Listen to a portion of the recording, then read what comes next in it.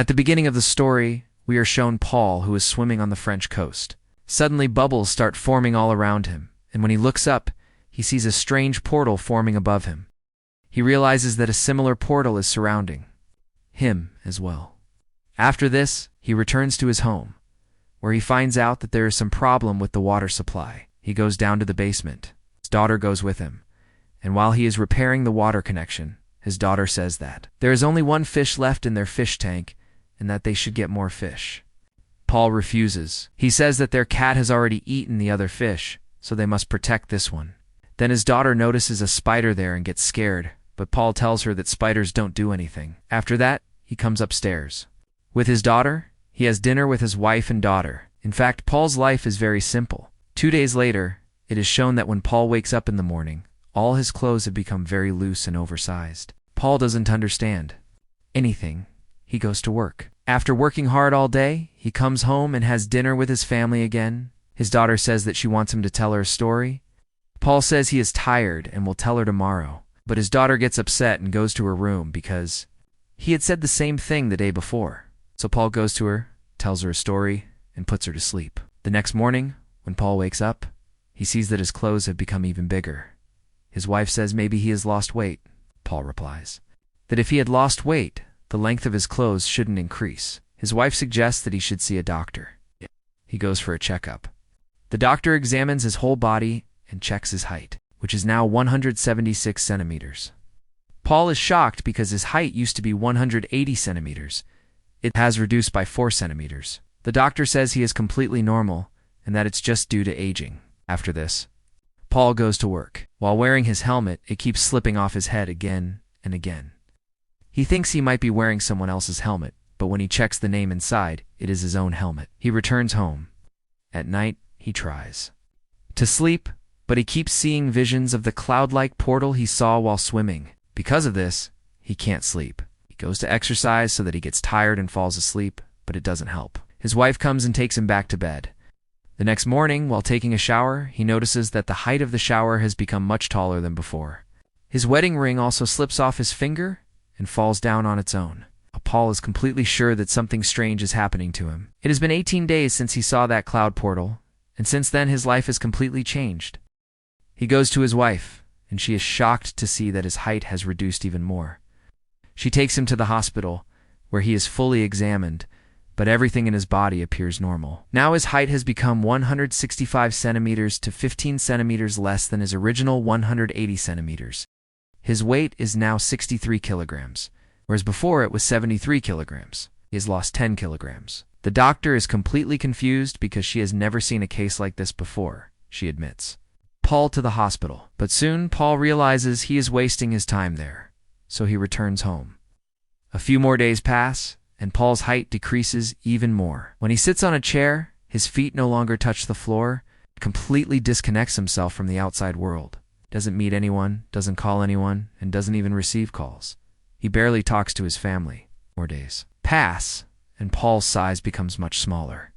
His wife and daughter become extremely worried. His wife suggests that they should leave their daughter at her grandparents' house until they solve Paul's problem. She asks Paul if there is any place he wants to go. Sarcastically, Paul says yes. The only place left for him is the circus. More days pass, and now Paul is even scared of his cat because it is much bigger than him in size. So his wife throws the cat outside and locks the door from inside. It has been 2 months since Paul's size has been continuously shrinking. Now his height is equal to a mobile phone. He sees his cat staring at him through the window, which frightens him. After some time, his wife comes home and he sees that some people are with her. He gets scared and hides under the bed because he no longer comes in front of anyone. Paul overhears them talking about buying the house and the precious things inside it. This makes him very sad because he built this house with all his heart, hoping to live there his whole life. After they leave, Paul comes out and tells his wife that whenever she brings someone home, she should inform him first so he can hide. He is also angry that she is selling the house without his permission. She explains that they have run out of money. There is no source of income, and they have to sell the house. A lot of money is also being spent on Paul's treatment. Now, Paul refuses treatment. He says he has no medical issue and is completely normal. He doesn't want to become a lab rat for doctors to experiment on. An argument begins between them. Their daughter is watching everything. Suddenly, Paul's wife shouts loudly. Her voice is so forceful that Paul almost falls down from above. She apologizes and leaves the house. Paul notices that his daughter saw everything. A few more days pass. And now Paul has become so tiny that his daughter keeps him inside her dollhouse, where everything is arranged according to his size. Paul starts feeling a little better there. His daughter even plays music for him, and he dances with her doll. For a few moments, Paul feels happy. That night, he goes near his wife's bed. She lowers her hand, and Paul climbs onto it to get onto the bed. The next day, Paul is shown making something using thread and a fishing hook. At that very moment, the cat who was outside pushes open the pet door and enters the house. Seeing the cat, Paul gets extremely scared. By mistake, he falls onto the fishing hook and gets injured. His biggest fear now is right in front of him, the cat. He runs to save his life and hides inside the dollhouse. The cat comes there too, so he runs again and enters the basement through the door. The cat pushes its paw inside, trying to catch him, while moving backward. Paul falls down the stairs and faints. After some time, when he regains consciousness, he calls out to his wife. She has returned home and sees Paul's shirt stained with blood, which frightens her. Meanwhile, Paul is calling her, but his voice is now too tiny to be heard. He is as small as an insect. She comes down to the basement but cannot see him because he has fallen inside a box. Paul keeps shouting, but she still cannot hear him. Just then, the cat appears. Paul's wife assumes that the cat has eaten Paul. In anger, she chases the cat away. Paul realizes he must help himself. He tears a piece of cloth to cover his body and makes a belt out of wire. He finds a hole in the box and manages to get out. The first thing he does is pick up a needle, which he can use as a weapon. Suddenly, he senses danger around him. It is the same spider his daughter used to fear. To save himself, Paul hides under the leaking water heater tank. He washes his wounds with the dripping water and spends the whole night there. The next morning, he hears his daughter's voice calling him. He responds, but she cannot hear him. The stairs are now too high for him to climb. Before he can find a way up, he hears a car leaving. He realizes that his wife and daughter have left the house, believing the cat ate him. He finds a piece of chalk and writes his name on the floor so that whoever comes will know he is trapped there. He is also hungry. He sees a piece of cheese inside a mouse trap. First, he activates the trap, then eats the cheese. Suddenly, the spider comes from behind. Using his needle, he drives it away. He then secures himself inside a box using a small nail so that he stays safe. Days pass. One day, Paul hears unfamiliar voices in the house. He realizes someone else has bought it. A person opens the basement door. Paul shouts loudly, but it is useless. The person leaves. Paul becomes extremely disappointed, finds a wine bottle, holds onto its cap, and drinks a lot of wine, becoming drunk. He notices the spider watching him from above. There is also the fish tank. Paul climbs up. The spider appears again. He pulls out his needle weapon. Spider retreats, but suddenly pushes him from behind. Paul falls into the fish tank. He sees the spider waiting outside, so he swims downward. He swims with the fish for a while, and the spider leaves. He comes out. He feeds the fish because it has been hungry for days. He tries to eat the fish food himself, but cannot bear its terrible taste. That night, the spider attacks again. Paul fights with his needle.